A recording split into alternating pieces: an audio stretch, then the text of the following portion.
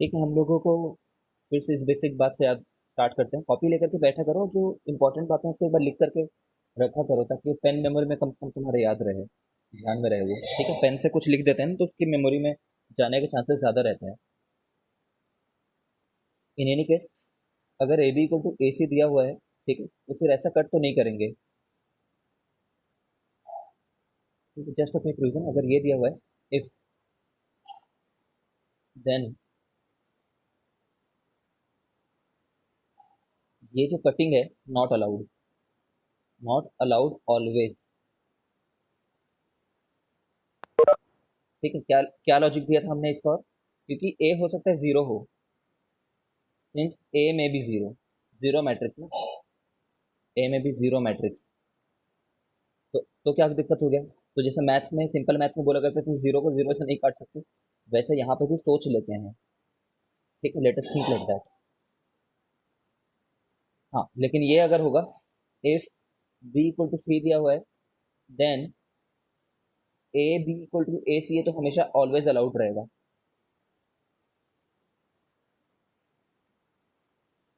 Always allowed, क्यों ऐसा है? क्योंकि कोई मैट्रिक्सेस हो सकते हैं, जीरो मैट्रिक्स हो सकता है नॉन जीरो मैट्रिक्स हो, लेकिन वो है तो इक्वल। उसमें बस प्री मल्टीप्लाई कर रहे हैं किसी मैट्रिक्स को। अगर ये प्री मल्टीप्लाई जिसको कर रहे हो, अगर वो जीरो है, तब भी फाइनल रिजल्ट कुछ आएगा, जीरो आएगा। तब भी फाइनल रिजल्ट जीरो आएगा। और अगर ए नॉन जीरो है, तब भी कोई ना कोई ऐसा रिजल्ट आएगा जिससे दोनों बराबर ही रहेंगे। ठीक है, तुम चाहो तो करके देख सकते हो। ओके, ठीक है।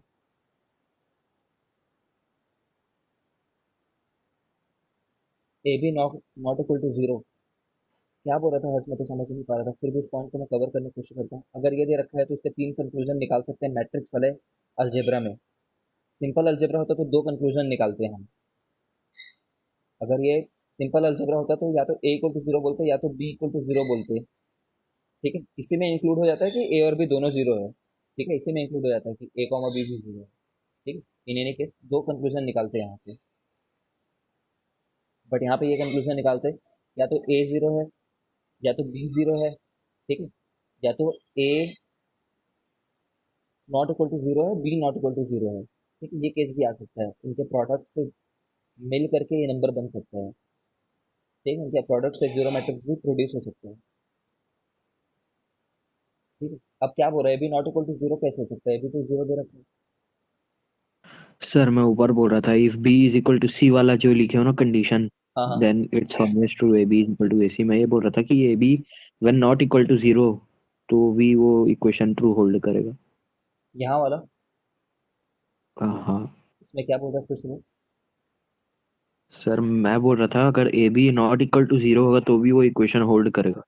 ये वाला ना? हाँ हाँ, तो बोला तो मैंने आज, मैं, ये जीरो हो भी सकता है, नहीं भी हो सकता है, ये डिपेंड करता है कि बी क्या है, ए क्या है। पहले पहले ही वो दोनों जीरो मैट्रिसेस दिए हो सकते हैं, नहीं भी दिए हो सकते हैं। तुझे तेरा डाउट क्लियर है क्या, कि मुझे कुछ बताना है इसमें? मैं क्लियर नहीं हो सकती, मुझे कुछ बताना है। नहीं सर। ठीक है, चलो फिर ये लॉजिक को देखो।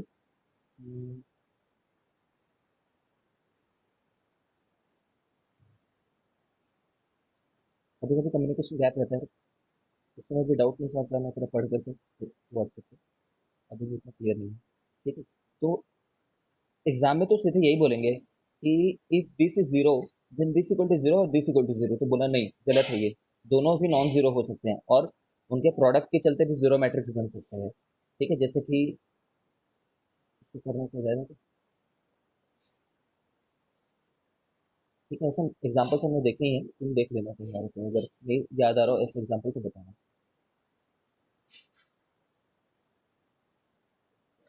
ये वाला पॉइंट देखो, ये वाला पॉइंट ये बोल रहा है कि कभी भी किसी भी मैट्रिक्स को अगर आइडेंटिटी मैट्रिक्स से मल्टीप्लाई करो तो वो मैट्रिक्स खुद आ जाएगा। ठीक है, आइडेंटिटी मैट्रिक्स क्या होता है, पहले बात वो देखना पड़ेगा। आइडेंटिटी मैट्रिक्स जो होता है ना,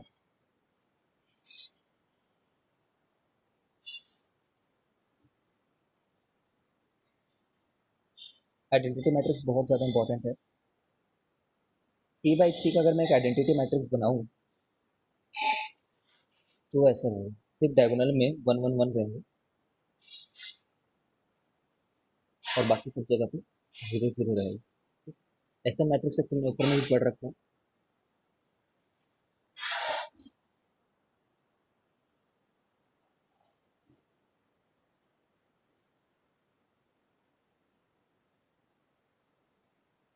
ठीक है, जिसको तुम सारे यूनिट मैट्रिक्स बोल रहे थे। ठीक है, अब इसको आइडेंटिटी मैट्रिक्स भी बोल सकते हैं। ठीक है, यहाँ पर फिर से रेड कर लेते हैं। For every square matrix A, identity matrix जो है ना वो स्क्वायर मैट्रिक्स का कंसेप्ट है। 2 by 2 का अगर एक आइडेंटिटी मैट्रिक्स देखना है तो ये रहेगा। ठीक है, for every square matrix there exist an identity matrix of the same order, है ना, सेम ऑर्डर का ही हम आइडेंटिटी मैट्रिक्स अगर डिफाइन करें, ठीक है, such that I A equal to A I equal to A, ये सबसे इंपॉर्टेंट बात है। उसको प्री मल्टीप्लाई करो आइडेंटिटी मैट्रिक्स को, चाहे उसको पोस्ट मल्टीप्लाई करो, ठीक है, वो ए ही प्रोड्यूस करता है। वैसे आई मैट्रिक्स को हम लोग आइडेंटिटी मैट्रिक्स बोलते हैं। ठीक है, यूनिट मैट्रिक्स टर्म नहीं इस्तेमाल करेंगे चैप्टर में, आइडेंटिटी मैट्रिक्स टर्म ही ज़्यादा इस्तेमाल होता है। इस चीज़ से फैमिलियराइज हो जाओ। ठीक है, कुछ लोग सोच रहे होंगे सर यूनिट मैट्रिक्स है तो आइडेंटिटी मैट्रिक्स जबरदस्ती क्यों बना रहे हैं। ठीक है, क्योंकि एक यूनिट मैट्रिक्स जो किसी और कंटेक्स्ट में भी बात हो सकता है उसका, जैसे कि कोई एक मैट्रिक्स दिया हुआ है तुम्हें, कुछ भी मैट्रिक्स दिया हुआ 1 2 3 4 5 6 7 8 9 मान लो, तो एक मैट्रिक्स ऐसा दिया हुआ है। ठीक है, अब यहाँ पे एक यूनिट मैट्रिक्स डिफाइन करने के लिए बोलो तो तुम हो सकता है ऐसा डिफाइन कर दो, हाँ ये एक यूनिट मैट्रिक्स है। ठीक है, बट इस कंटेक्स्ट में अगर एक आइडेंटिटी मैट्रिक्स डिफाइन करना हो तो इस कंटेक्स्ट में एक आइडेंटिटी मैट्रिक्स ये डिफाइन होगा। ठीक है, ज़्यादा इसमें सोचो मत, unit matrix identity matrix same ही है। अगर जैसे 3 by 3 का है तो यूनिट मैट्रिक्स और एक आइडेंटिटी मैट्रिक्स इसके लिए सेम रहेगा। इन एनी केस अभी हम लोग आइडेंटिटी मैट्रिक्स को आई से डिनोट करेंगे, आई से ही किया जाता है। ठीक है, तुम्हें जो समझना है वो ऐसा है कि आइडेंटिटी मैट्रिक्स इज लाइक 1, जैसे नॉर्मल अलजेब्रा में ए इंटू वन करने से ए मिल जाता था, वैसे हम लोग यहाँ पे सोचेंगे आई इंटू वन नहीं करना है इसमें। ठीक है, ये करना है तो ये खुद मिल जाएगा। ठीक है, आइडेंटिटी मैट्रिक्स आई रहेगा, ए नहीं, आई आइडेंटिटी मैट्रिक्स है। ठीक है, अब ये चीज़ को देखो, ये चीज़ बहुत इंपॉर्टेंट है। अगर तुम्हारा मैट्रिक्स ही जीरो है तो डिटरमिनेंट तो जीरो आएगा ही, बट अगर डिटरमिनेंट जीरो है तो मैट्रिक्स को जीरो आना जरूरी नहीं है। ये कितनी बार पढ़ लिया हमने, ठीक है ना, 10 बार पढ़ लिया होगा इस चीज़ को अभी तक हमने, समझ गए होगे। हर चीज़ जीरो है तब तो डिटरमिनेंट जीरो आएगा ही यार। बट अगर हर चीज़ जीरो नहीं है फिर भी डिटरमिनेंट जीरो आ सकता है, 2 8 4 4, हर चीज़ जीरो नहीं है फिर भी डिटरमिनेंट जीरो आएगा। ये सब कंक्लूजन तुम्हें फिंगर टिप्स में होना चाहिए जेई एडवांस के लिए।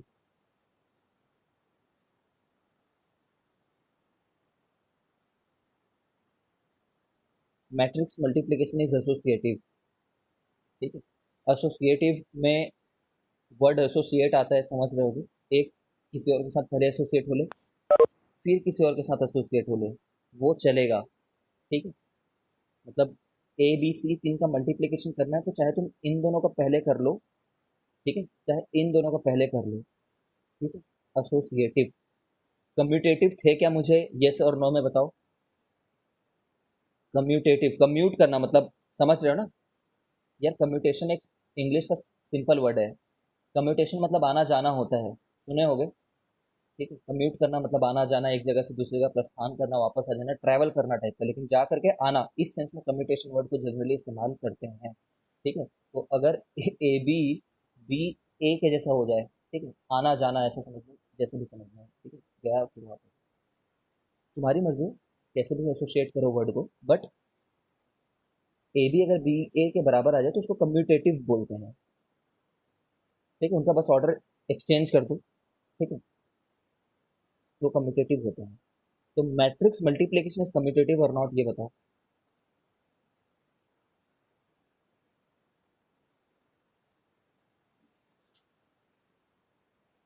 डेफिनेटली नहीं है। ठीक है, याद होगा तुम्हें, ये हट जाता था अगर इनका मल्टीप्लाई करोगे तो 2:5 का एक मैट्रिक्स बन जाता था। इसको जस्ट अगर उल्टा कर दो, 3 क्रॉस 5 को 2 क्रॉस 3 से मल्टीप्लाई कर दो तो होगा ही नहीं यहाँ पे। ठीक है, इनकम्पैटिबल लोग आ गए हैं, नहीं होगा। ठीक है, जो रूल डिफाइंड है उसके हिसाब से नहीं होगा, मल्टीप्लीकेशन ही नहीं होगा, डिफाइंड ही नहीं है मल्टीप्लीकेशन। ठीक है, तो कम्यूटेटिव नहीं है। मैट्रिक्स एडिशन इज कम्यूटेटिव और नॉट, ये बताओ, मैट्रिक्स का एडिशन कम्यूटेटिव है कि नहीं? हाँ है। सर ठीक है, अब एसोसिएटिव पे आओ। एसोसिएट करना, सिर्फ एसोसिएट कर रहा हो, ऑर्डर चेंज करने के लिए नहीं बोल रहा हूँ मैं। ठीक है, ऑर्डर को गलत तरीके से मत समझो। ऑर्डर चेंज नहीं करना मतलब ऐसे मत करो कि बी को उठा करके कहीं पे और रख दिए, ऐसा मत करो। ऐसे ही रहने दो, पहले किन दोनों को एसोसिएट कर रहे हो, इन दोनों को, कि पहले इन दोनों को एसोसिएट कर रहे हो, एक साथ रख रहे हो। ठीक है, तो एसोसिएटिव होते हैं ये, कैसे समझो एक बार। जैसे मान लो 3 मैट्रिक्स है, एक मैट्रिक्स का ऑर्डर है 1:3, एक मैट्रिक्स का ऑर्डर है 3:5। ठीक है, और एक मैट्रिक्स का ऑर्डर है 5:7। ठीक है, तो देखो यार, ये क्या बोल रहा है मालूम है, पहले तो कंफर्मेबल होने चाहिए बोल रहा है। कंफर्म तो हो, दोनों दोस्ती करने के लिए रेडी तो हो, दोनों बिजनेस करने के लिए, प्रोडक्ट करने के लिए रेडी तो हो। कंफर्मेशन मतलब ये कंफर्मेबल है ये लोग, क्यों? क्योंकि ये दोनों मैच हो जा रहे हैं, समझ रहे हो ना? तो अगर इन दोनों को पहले लेते तो 1:5 का एक मैट्रिक्स आता। ठीक है, फिर उसको इसके साथ प्रोडक्ट लेते तो 1:7 का मैट्रिक्स आता। ठीक है, फाइनल जो मैट्रिक्स होता 1 रो होता, 7 कॉलम होते। ठीक है, मैं सही बना रहा हूँ कि नहीं बताना, तो 1:7 ऐसा कुछ दिखेगा तुम लोग को, सही है कि गलत है ये? गलत है। ठीक है, डेफिनेटली गलत है। तो एक रो मैट हॉरिजॉन्टल मैट्रिक्स होगा, एक रो मैट्रिक्स होगा ये। ठीक है, 7 बार ऐसे लोग रहेंगे। है, अब उल्टे तरीके से देख लो, मैं ओवर एक्सप्लेन नहीं करूंगा, तुम बच्चे नहीं हो। ये पहले प्रोडक्ट हो जाएंगे, अगर उस दोनों को एसोसिएट करोगे तो 3:7 का मैट्रिक्स बनेगा, फिर 1:3 खा जाएंगे तो 1:7 का बनेगा, तो रिजल्ट सेम निकल करके आएगा, कैसे भी करो इनको। ठीक है, ये जो चीज दे रखा है कोई मतलब नहीं है इनका। ठीक है, कोई भी सिंगल मतलब नहीं है, नथिंग, कुछ नहीं, नहीं पढ़ना है इनको। लो, ठीक है, ये लोग डिस्ट्रीब्यूटिव होते हैं बोल दिया है। डिस्ट्रीब्यूटिव मतलब समझ रहे हो ना, कि कोई आया दोनों में बांट दिया उसको। ठीक है, दो लोगों का एक परिवार है, कोई आता है दोनों को बढ़ जाता है, लेकिन इसमें याद रखना, प्री मल्टीप्लीकेशन है तो प्री मल्टीप्लीकेशन ही करना।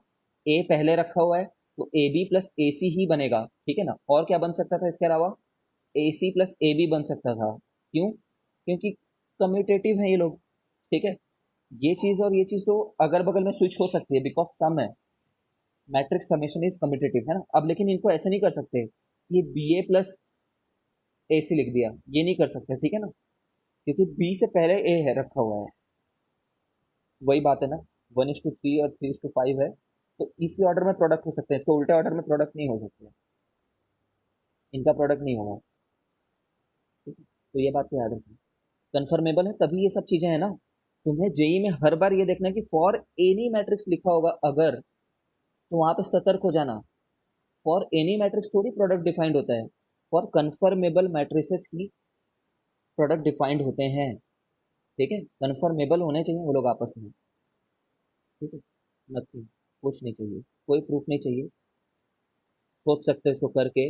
इसको अगर मैं प्रूफ करना चाहूँ तो बोलना 1:3 एक मैट्रिक्स आ रहा है मल्टीप्लाई होने के लिए 3:5 के साथ में, प्लस 3:5 के साथ में ही, क्योंकि दो लोग को जिनको जोड़ रहे हो वो तो पक्का सेम ऑर्डर के होने चाहिए ना। कैसे जोड़ोगे वरना? इसको जोड़ सकते हो क्या? 1 2 को जोड़ दिया हमने 1 2 2 1 3 से, जुड़ेंगे ही नहीं ये, जुड़ेंगे नहीं पहली बात। ठीक है, सेम ऑर्डर के मैट्रिसेस का ही समेशन होता है। ठीक है, ओके, तो जब ये आएंगे तो ये एक बार इसके साथ प्रोडक्ट हो जाएगा, और ये एक बार इसके साथ प्रोडक्ट हो जाएगा प्री में। प्री पोस्ट भी हो सकता था ये, पोस्ट मतलब समझ रहे हो ना, ये पोस्ट मल्टीप्लीकेशन हुआ। इसका रिजल्ट क्या आएगा? बी ए प्लस ये बोल लो, या तो सी ए प्लस बी ए बोल लो, बिकॉज ये दोनों आपस में कम्यूट कर सकते हैं, आपस में इंटरचेंज हो सकते हैं, इसमें प्रॉब्लम नहीं है। ठीक? ये सब प्रूफ वगैरह बिल्कुल नहीं देखना यार, मैं बोल रहा हूँ, कहीं काम नहीं आएगा तुम्हें, कोई लॉजिक डेवलप भी नहीं होगा उससे, तो डोंट वरी अबाउट दैट। ठीक है, यहाँ से तुम दिमाग लगाना शुरू करना, because this is part of अच्छा सिलेबस है। सर इस केस में पोस्ट नहीं होगा ना सर?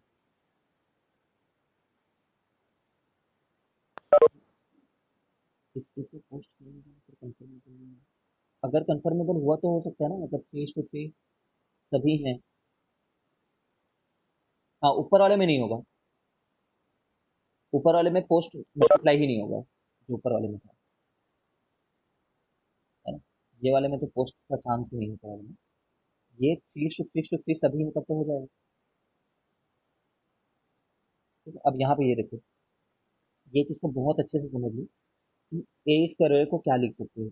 ए स्क्वायर ए को, ये वाले पार्ट को ए इंटू ए लिख सकते हैं, फिर को इसको एसोसिएट इसके साथ भी कर सकते हो, समझ रहे हो। ठीक है, फिर ये तो इसमें भी बन गया। फिर ये ए क्यूब बन सकते हैं। ठीक है, तो इतना कोई बड़ा बात नहीं है इसमें मेरे हिसाब से। ठीक है, ये सिंपल पहले वाली चीज़ें हैं, ये सब चीज़ें वैलिड रहती हैं, हम इन सब चीज़ों को चेक कर सकते हैं। ठीक है, ये पहले का जो अलजेब्रा वाले रूल्स है ना, वो वैलिड है। It can be easily seen बोल दिया हुआ है। ठीक है,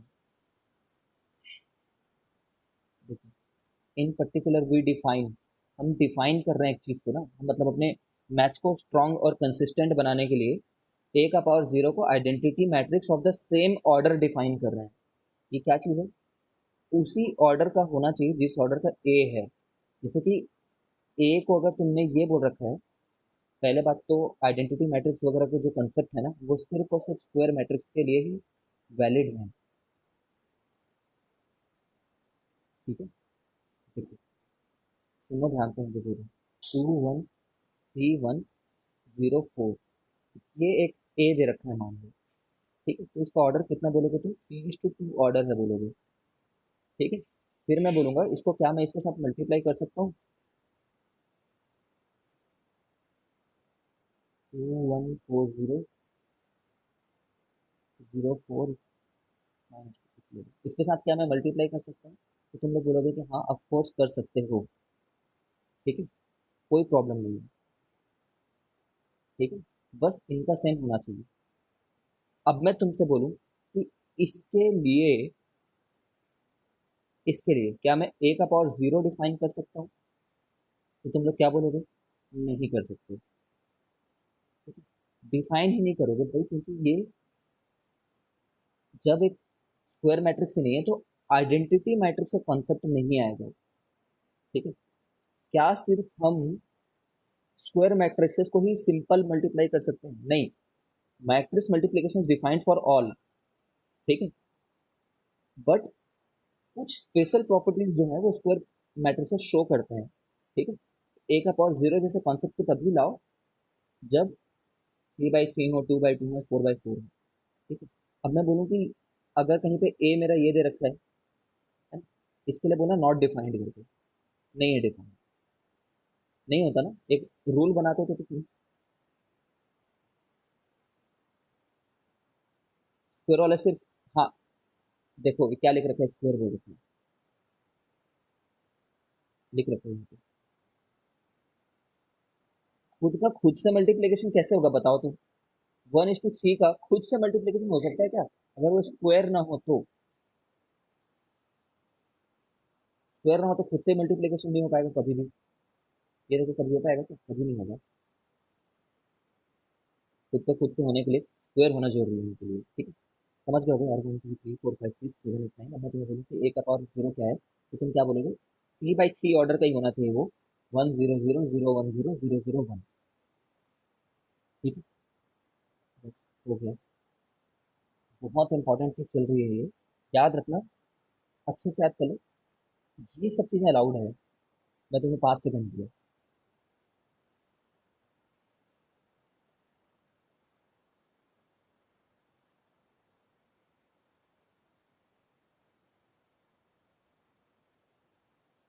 ठीक, आई थिंक समझ गए। तुम ये करना चाहो तो ये देखो, तो आई टू द पावर एम को आई बोला है ना, एनालॉजी को ट्राई क्या करो।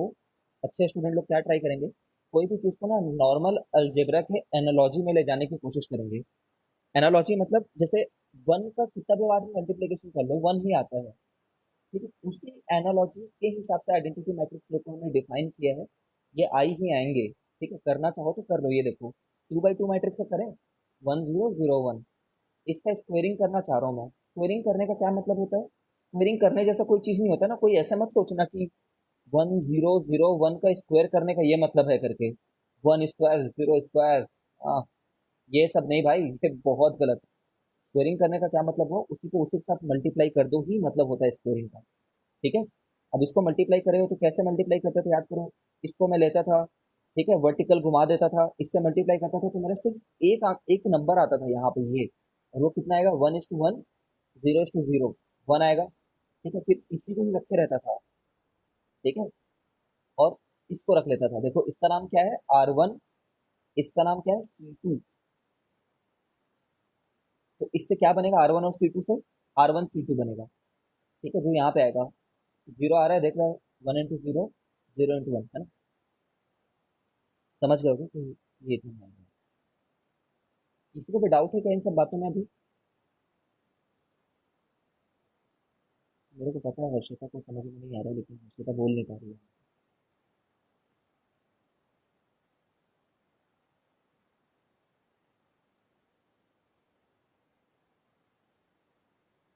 ये देखो क्या लिख रखा है, ये चीज़ें ना बस समझने की है, मतलब अभी अभी इसका इतना सेंटिमेंटल मत होना।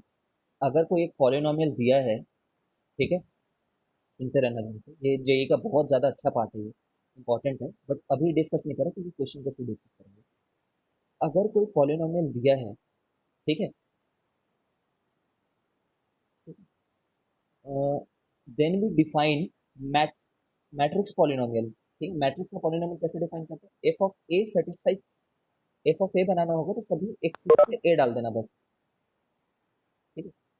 अब तुम बोलोगे कि सर इसमें नया क्या हुआ करके, तो मैं बोलूँगा कुछ भी नया नहीं है, इट्स जस्ट तुम्हें आगे जा करके A⁵ दिया रहेगा ना, उसका यूज तुम्हें जानना होगा कि A⁵ को A⁴ इंटू ए का पावर 1 लिख सकते हैं करके। ठीक है।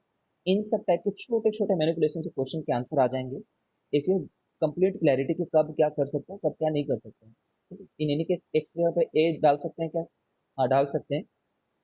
ये तो वैसी बातें जैसे पहले किया करते थे, बस ये बात रखो याद में, एक्स का पावर 0 का क्या मतलब हुआ, तुम आइडेंटिटी मैट्रिक्स डाल रहे हो सेम ऑर्डर का, यहाँ पे एन लिखने का ये मतलब है उसी सेम एन ऑर्डर का ही होना चाहिए, है ना। अभी तक रूल्स बना ही रहे हैं अपन। ठीक है, अब देखो याद करने के दिन चालू हो गए हैं, याद करो, रट्टा मारो, रट्टा मारो। ठीक है। आइडेम्पोटेंट किसको बोलेंगे, कोई मैट्रिक्स आइडेम्पोटेंट कब कहलाएगा, जब उसके लिए, जब उसके लिए ये हो जाए, जब उसका मैट्रिक्स का स्क्वायर करो ना तो खुद वो आ जाए। ठीक है, तब वो मैट्रिक्स आइडेम्पोटेंट कहलाएगा। अगर वो एक बार आइडेम्पोटेंट बन गया, this means that matrix polynomial सिर्फ स्क्वायर मैट्रिक्स के लिए डिफाइन होगा, हाँ हाँ हाँ, सिर्फ स्क्वायर मैट्रिक्स के लिए ही डिफाइन होगा। ठीक है, ये देखना। ठीक है, देखो आइडेम्पोटेंट, अभी जो मैं ध्यान से बोलने वाला हूँ ना उसको ध्यान देना कि ए स्क्वायर इक्वल टू, अगर ए आ जाता है कोई मैट्रिक्स का स्क्वायरिंग करने पे खुद वो आ जाता है, ठीक है, तब वो आइडेम्पोटेंट कहलाएगा। और अगर एक बार वो आइडेम्पोटेंट बन गया, ठीक है, तो निरंतर वो आइडेम्पोटेंट ही रहेगा। इसका क्या मतलब है, देखो ए स्क्वायर इक्वल टू ए आ चुका है, ठीक है, तो ए क्यूब भी ए ही आएगा। तुम इतने समझदार हो कि तुम क्या बोलोगे कि ये तो सर ये है बोलोगे। ठीक है, समझ गए हो यार, इतने बात भी समझ गए होगे। ए क्यूब को क्या बोलना चाहोगे, ए इंटू ए स्क्वायर बोलना चाहोगे, फिर बोलोगे देखो देखो ए स्क्वायर तो ए है, फिर ये क्या बन जाएगा, ए स्क्वायर बन जाएगा, लेकिन ए स्क्वायर क्या है, ए है। तो once an idempotent always idempotent, समझ रहे हो क्या।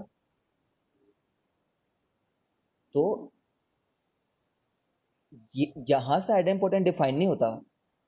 ठीक है, सुनते रहो ध्यान से मैं क्या बोल रहा हूँ। कभी कभी ऐसा होगा कि कोई एक मैट्रिक्स होगा 1 2 3 4 लेटस से कोई एक मैट्रिक्स होगा, फिर उसके लिए स्क्वायर निकालोगे ना, मान लो स्क्वायरिंग इसका करोगे तो कुछ आ जाएगा 2 4 6 8, तो ये तो ए नहीं आया। ठीक है, ए नहीं आया, ठीक है ना।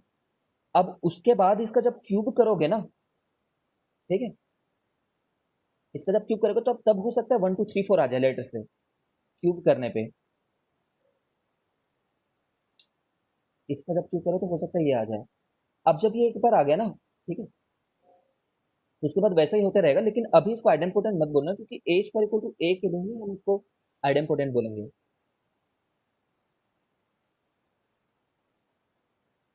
देवेंद्र क्या बोल रहा है, वन इंक्लूड क्यों नहीं किए हैं? A equal to A, A equal to A तो हर मैट्रिक्स होता है, तो ए इक्वल टू ए हो गया तो उसको आइडेंपोटेंट थोड़ी बोल देगा। हर मैट्रिक्स तो खुद के बराबर होता ही है, तो अगर ए स्क्वायर ए हो जाए तो उसको आइडेंपोटेंट बोलना।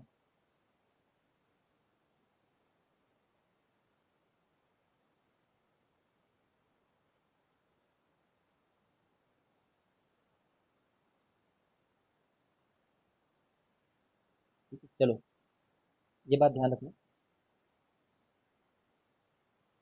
अब ये ब्रॉडर डेफिनेशन है, ब्रॉडर डेफिनेशन, लेकिन बेसिक डेफिनेशन तो ये है। स्क्वायर वाला तो चेक है ना सर? अरे स्क्वायर वाला चेक है, और स्क्वायर वाली ही बेसिक बात है, इसके बाद तो हमेशा, हाँ, उसके बाद ये प्रॉपर्टी है, एक्सटेंडेड प्रॉपर्टी है। ये ये सबसे बेसिक एंड मोस्ट इंपॉर्टेंट चीज है। बेसिक एंड क्या बोलना चाहिए, नेसेसरी एंड सफिशिएंट कंडीशन। ठीक है, नेसेसरी एंड सफिशिएंट दोनों है। चेक कर सकते हो आराम से, ये आइडेंपोटेंट निकल कर के आ रहा है, इसका स्क्वायर करोगे तो खुद निकल कर के आ जाएगा। मैं तुम्हें करके दिखा दूं, मेहनत है सिर्फ, ठीक है, भगवान पे भरोसा नहीं है तो मेहनत करना पड़ता है कुल मिला के। देखो एक ही निकालूंगा मैं, कोई भी वैल्यू, 1, -2, -3, इसको इसी के साथ मल्टीप्लाई किए हैं, इसको अगल बगल में लिखा हूँ जैसे, मान लो, नहीं नहीं, एक निकाल कर करूंगा। देखो जैसे यहाँ की वैल्यू मेरे को निकालनी है, मान लो, ठीक है, ये कैसे निकलेगी सोचते हैं एक बार ना। ये है क्या, R2 है, रो में 2, ठीक है, कॉलम में 3। मैं तुम्हें बताना चाह रहा हूँ कि क्यों मैट्रिक्स में मैं तुम्हें शुरुआत में ही बोला था कि आखिरी में करना करके क्वेश्चंस को, ठीक है। इसको चेक करने में समझ लो कितना सीबीएसई में समय जाने वाला है। जब मैं एक ही वैल्यू निकालने वाला हूं, तो R2 निकालो पहले, तो पूरा R2 और पूरा C3 को मल्टीप्लाई करो, तो तुम्हारा यहाँ वाला एक नंबर आएगा, ठीक है, ये वाला नंबर, ठीक है। तो देखो, -1 को -4 के साथ मल्टीप्लाई किया तो 4 आया, 3 को 4 के साथ मल्टीप्लाई किया तो 12 आया, और 4 को जब मैंने -3 के साथ मल्टीप्लाई किया तो -12 आया, ठीक है। तो ये आकर के 4 आया है, ठीक है। इतनी मल्टीप्लिकेशन के बाद एक वैल्यू आई है, ऐसे 9 बार मल्टीप्लाई करते तो प्रूव हो जाता है ए स्क्वायर इक्वल टू ए है।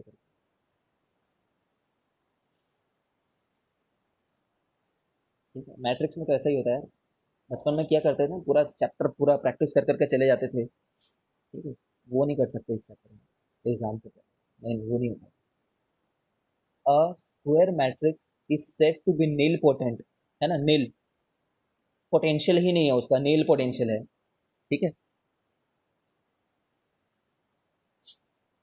जब उसके किसी पावर पे, ठीक है, वो जीरो बन जाए और उससे पहले जीरो ना रहा हो। समझ रहे हो, जैसे कोई एक ए मैट्रिक्स है, कई बार ऐसा होता है, ए मैट्रिक्स कोई नॉन जीरो मैट्रिक्स है, ठीक है, सुनते रहना, ये नॉन जीरो है। ए स्क्वायर देखे वो भी नॉन जीरो आया, ए क्यूब देखे वो भी नॉन जीरो आ गया, लेकिन ए का पावर 4 किया तो वो जीरो मैट्रिक्स निकल करके आ जाता है, ठीक है। तो जो जो 4 होगा ना, वो उसका नील पोटेंट, वो उसका नील पोटेंसी का इंडेक्स कहलाएगा, ठीक है। इसकी नील पोटेंसी की इंडेक्स कितनी होगी, 4, और A matrix will be said to be nilpotent. A nilpotent होगा, ए का पावर 4 नहीं, है ना। ए वो प्रॉपर्टी रखता था कि कभी न कभी जा करके ये नील पोटेंट बन जाए, और जब एक बार नील पोटेंट बन गया दोस्तों, तो जान रहे हो उसके बाद हर वैल्यू उसकी नील पोटेंट रहेगी, मतलब उसके बाद हर वैल्यू पे वो नील प्रोड्यूस ही करेगा। कोई डाउट है क्या इस बात पे? इसी प्रॉपर्टी का यूज होना है पॉलिनोमियल में, पॉलिनोमियल जो ऊपर में देख रहे थे ना, उसमें इसी प्रॉपर्टी का यूज होना है।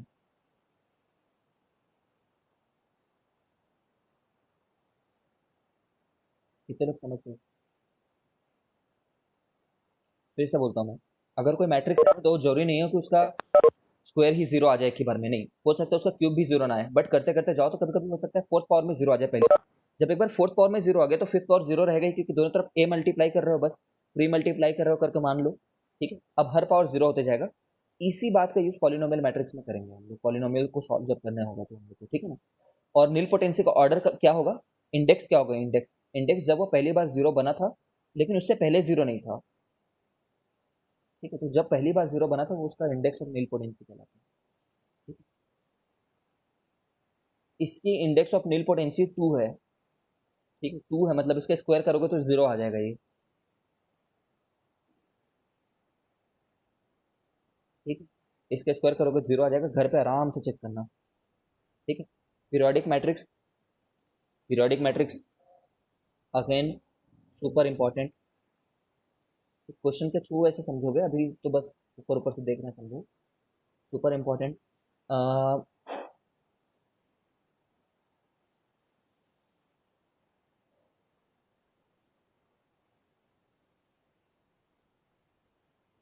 देखो मतलब ऐसा है कि इसमें after certain number of times खुद से मल्टीप्लाई करने के बाद में, ठीक है,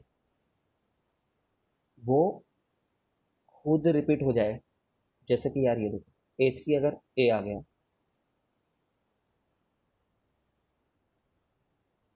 ठीक है, तो पीरियोडिसिटी है करके बोलेंगे इसमें, ठीक है। क्वेश्चन के थ्रू करूंगा इसको, अभी मैं एक बार रीड कर लिया रहता हूँ बस स्टेटमेंट को। देखो स्क्वायर मैट्रिक्स, पहले बात सभी प्रॉपर्टी अब जितने भी पढ़ेंगे सब स्क्वायर मैट्रिक्सेस के लिए रहेंगे, chapter is all about square matrixes.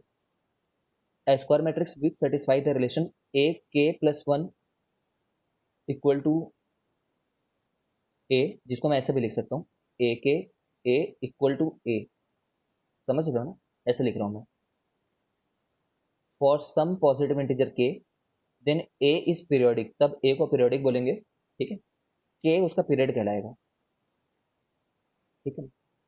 क्योंकि k बार होने के बाद में ये तो खुद है, यहाँ पे तो खुद है, एक भी बार आगे नहीं बढ़ा है, इसमें k बार जब आगे बढ़ा तो फिर से वहीं तक पहुंच गया, ठीक है। k is the least positive integer, of course k least positive integer को इसको पीरियड बोलेंगे, ठीक है। बहुत ज़्यादा ओवर थिंकिंग की जरूरत नहीं है, सिर्फ फंडामेंटल पीरियड है क्या, नॉन फंडामेंटल पीरियड है, वो कंसेप्ट यहाँ पे एज सच नहीं है।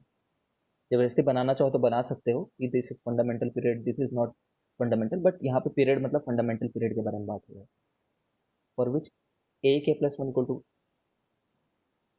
अगर के वन हो जाए तो उसको आइडेम्पोटेंट बोलते हैं, मतलब आइडेम्पोटेंट एक स्पेशल केस है उसका।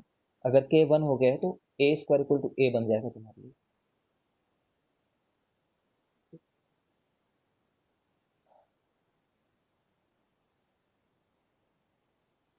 चेक करना क्या मतलब है इन बातों का, कुछ चीज़ें तुम खुद सोचो,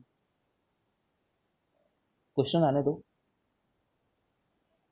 आ ही गए हम।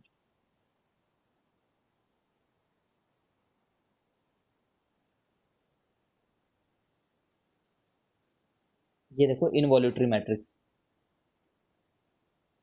ये इनवॉल्यूंटरी नहीं है, ये बात याद रखना, इनवॉल्यूंटरी नहीं है, इनवॉल्यूटरी है। कुछ लोग एग्जाम में इनवॉल्यूंटरी लिख देते हैं, कोई एग्जामिनर गुस्सा हो जाएगा तो तुम्हारे एक मार्क्स काट लेगा, 100 आउट ऑफ 100 लाने का सपना चूर चूर हो जाएगा, ठीक है। ए स्क्वायर अगर खुद आइडेंटिटी बन जाए, ठीक है, तो वो इनवॉल्यूटरी कहलाता है, ठीक है ना, बस खत्म। An involutory matrix is its own inverse, अभी इनवर्स निकालना नहीं जानते हो तो अभी रहने दो, ठीक है। इनवॉल्यूटरी आइडेम्पोटेंट में क्या था याद रखो, आइडेम्पोटेंट में ऐसा था, और इनवॉल्यूटरी में ना आई एन आता है, ये बात याद रखना, ठीक है। क्या कहना चाह रहा हूँ, आई एन, ये आंसर है इनवॉल्यूटरी में, ठीक है। ऐसे करके मैं याद रखता था। देखो आइडेम्पोटेंट में भी आइडेंटिटी आएगी, आइडेंटिटी, ठीक है, आई डी से कुछ स्टार्ट हो रहा है, और यहाँ पे इनवॉल्यूटरी में आई एन आ रहा है तो ए स्क्वायर आई एन ही हो जाता है, समझ लो। अगर कोई मैट्रिक्स इनवॉल्यूटरी है तो वो खुद का इन्वर्स रहता है। समझने के लिए ऐसा बोल सकते हैं कि अगर ऐसा है तो इसको ऐसे बोल सकते हैं, ठीक है। समझने के लिए कर रहे हैं, ऐसा करना मत प्लीज, जो मैं भी करने वाला हूँ, महापाप हो जाएगा, ठीक है। तो अलजेब्रा के टर्म्स में बोलें तो क्या होगा, अलजेब्रा के टर्म्स में ये तो ऐसा लिखा हुआ है, ठीक। अभी इन्वर्स सीखे नहीं हो तो ज़्यादा सोचो मत, लेकिन ऐसा है ये।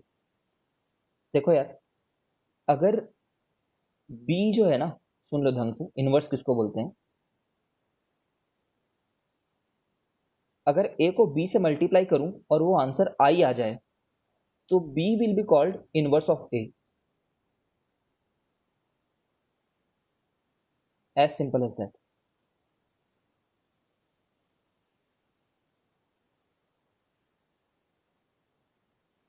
हाँ हाँ हाँ, वही बात है। a इनवर्स जो है वो इनवर्स है,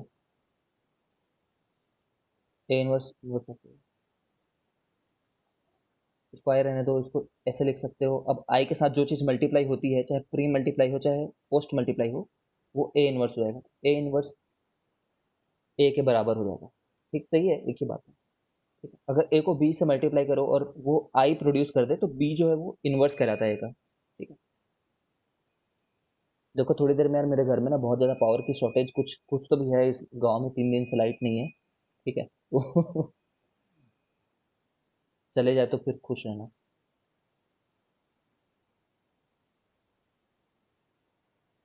देखो देखो, इसको सुनो। Prove that a square matrix A is involutory, ठीक है, if and only if this is equal to 0। ठीक है, अगर ये 0 हो जाए तभी पॉसिबल है बोल रहा है ये। ठीक है, तो इसी को ओपन करके देख लो ये क्या बोलना चाह रहा है करके। बाढ़ नहीं आ गया है, बट विलेजेस के खुद के नखरे होते हैं खुद के। कुछ होता नहीं है, इतने नाजुक रहते हैं, इधर तुरंत पेड़ वेड़ गिर जाते हैं इधर का भाई। आई स्क्वायर, देखो कैसे मल्टीप्लाई कर रहे हैं ना, प्री मल्टीप्लीकेशन हो रहा है तो प्री मल्टीप्लीकेशन को रेस्पेक्ट करो। ठीक है, इसको आई इंटू आई प्लस ए प्लस वन माइनस ए आई प्लस वन, ये इस तरीके से मल्टीप्लाई करना है तुम लोग को। ठीक है, 5th क्लास वाला बच्चा भी समझ समझ जाएगा ठीक है, अब इसको कैसे मल्टीप्लाई करते हैं, आई स्क्वायर प्लस आई ए, इधर क्या करेंगे माइनस आई ए माइनस ए स्क्वायर। हम लोग बस एक्सप्लोर कर रहे हैं इस क्वेश्चन को। इसने बोला हुआ है कि इट इज इनवॉल्यूटरी। इनवॉल्यूटरी का क्या मतलब होना है, इन इन होना है, ये चीज होना है। ठीक है ना, अब आई स्क्वायर तो हमेशा चाहे जिंदगी में कभी सो के उठो आई स्क्वायर का वैल्यू आई ही रहेगा, और ये दोनों क्या रहेंगे, ये पक्का आई से किसी भी चीज को मल्टीप्लाई करो खुद बन जाएगा। ए, इसको खुद से कभी भी मल्टीप्लाई करो खुद बन जाएगा, माइनस ए स्क्वायर। ठीक है, ये तो कट गए। अब यहाँ पे क्या गया, आई माइनस ए स्क्वायर। अच्छा बताओ, ये हमें क्या चाहिए, ये हो जाए करके तब इनवॉल्यूटरी होता है। ठीक है, और ये कब हो जाएगा, जब इसको हम जीरो से इक्वेट करेंगे तो, मतलब जो शुरुआत में था उसको अगर जीरो से इक्वेट करेंगे, ठीक है ना, तभी ये इसके बराबर रहेगा। समझ रहे हो, अगर मैं जीरो से इक्वेट ना करूँ इस चीज को तो ये इसके बराबर नहीं रहेगा, किसी और नंबर से इक्वेट कर दूं तो। अगर 8 से इक्वेट कर दूं तो उसके बराबर नहीं है वो। ठीक है, कोई स्टैंडर्ड रिजल्ट नहीं है जो तुम्हें याद करना है। ठीक, nothing standard about this thing. ठीक है, अगर ये जीरो के बराबर हुआ तभी ये इसके बराबर होगा। ठीक है, तभी जीरो आएगा ना जब दोनों एक दूसरे के बराबर रहेंगे।